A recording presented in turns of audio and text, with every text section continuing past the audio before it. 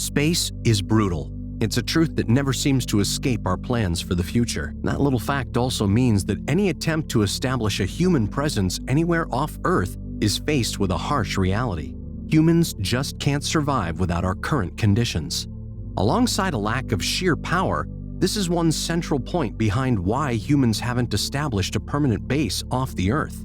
Even something like the International Space Station is set to be retired over the next few years, thanks to the fact that it wasn't built to last forever. In the vacuum of space, though, things are tough. But what about something like Earth's moon? Compared to the minus 273 degrees Celsius temperatures of the coldest areas of space, the roughly 13 under average temperature of the moon's southern pole doesn't seem so bad. Additionally, the moon has gravity, obviously. Even at just 17% that of the Earth, it still presents an opportunity to create a permanent base. But how could SpaceX handle life support on the moon? Well, let's see. After this little disclaimer, things are going to get hypothetical. We're going to try to be as concrete as possible, but given the complexity of life support, there will be areas that we may not fully cover. So feel free to point out what you think we've missed or brushed over in the comments below. Anyway, let's start with the obvious. Why SpaceX? It's pretty easy to understand. SpaceX is our most likely contender for the title of first permanent moon base, whether thanks to the plans already in action or the power of Falcon series rockets, Starship, and the like. Even NASA's Artemis program relies on SpaceX technology, building on top of that idea for the company to be the first in pushing colonists towards the moon.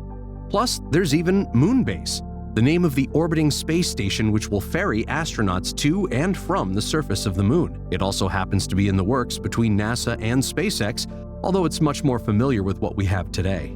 Compared to the idea of a futuristic moon base, NASA's proposed moon base isn't really under the exact definition. Instead, it's similar to the ISS, but likely entirely American and in orbit around the moon. The International Space Station has been extensively studied already. Plus, NASA's currently proposed moon base isn't really on the moon, meaning we're going to skim over those two entirely. So really, what's left? Well, SpaceX's ideas for a colony. We've seen countless plans and plots for bases on the moon, Mars, and even some of Jupiter's moons. But few really capture the harsh reality of living on a small orbital body with sub-zero temperatures. And ironically, those sub-zero temperatures will be the first things addressed.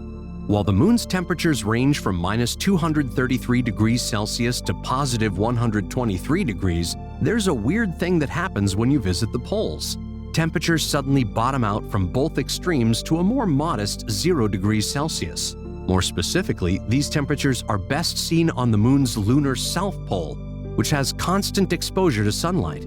Now, obviously, people can survive perfectly freezing temperatures. For example, Alaska, the United States' coldest state, has an average temperature of -3 degrees, and over 700,000 people live there. Suddenly, just by relocating to a more moderate climate, the issue of temperature is solved. After that, SpaceX won't be too troubled to just hand out standard-issue heated quarters, basic spacesuits, or something else. The sheer warmth of the South Pole's sun exposure and the high albedo of the vast amount of frozen water makes the moon a somewhat livable space in terms of temperatures, or at least that pole specifically.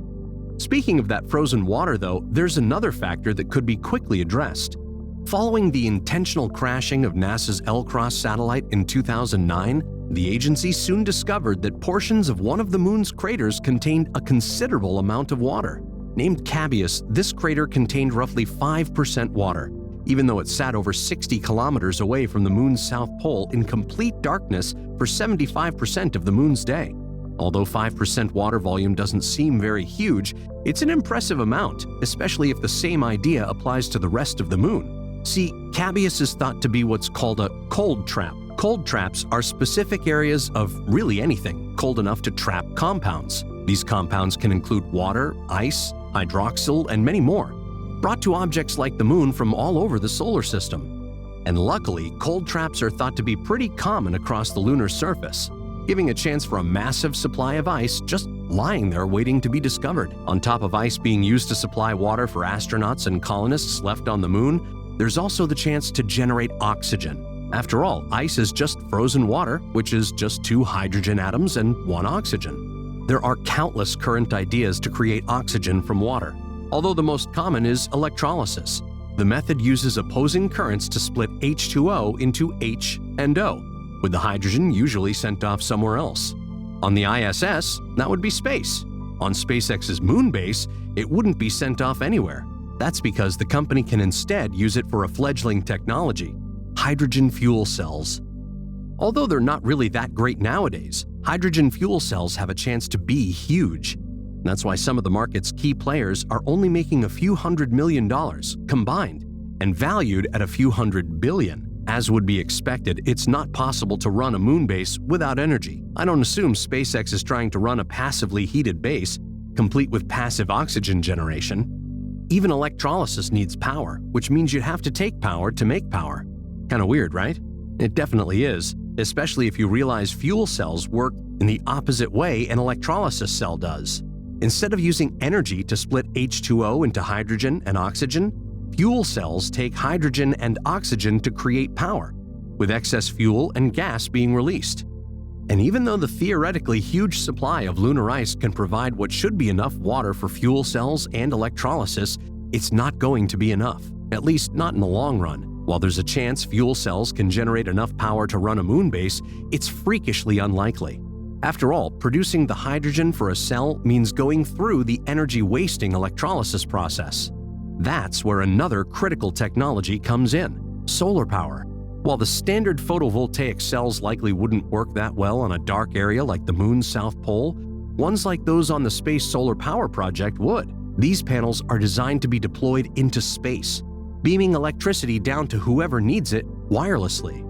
Used correctly, this could quickly boost output to match SpaceX's moon base energy requirements or even exceed them. In development by Caltech, these panels are incredibly efficient and compact, meaning higher producing panels can be deployed in a smaller space and generate more power than a larger space with current panels.